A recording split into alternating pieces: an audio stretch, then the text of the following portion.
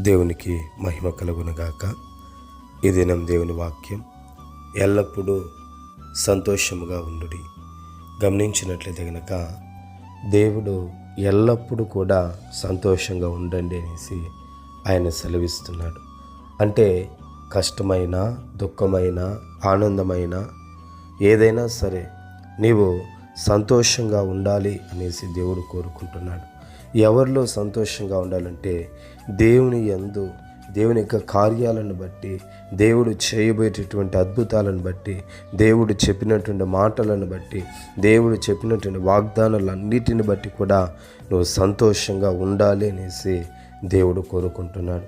ఒక వ్యక్తి సంతోషంగా ఉండడం అనేది చాలా గొప్ప భాగ్యం.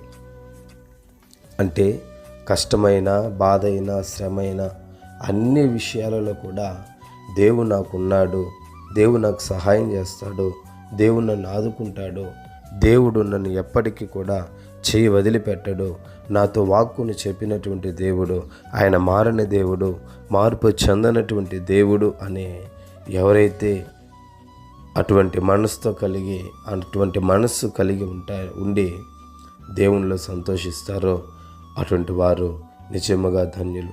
కాబట్టి దేవుడి మాటను దీవించునుగాక. పరిశుద్ధుడా, మీకు స్తుతులు, వందనాలు చెల్లిస్తున్నాం. ఈ మాటను మీరే దీవించి ఆశీర్వదించండి. యేసు నామములో తండ్రి, ఆమేన్, ఆమేన్.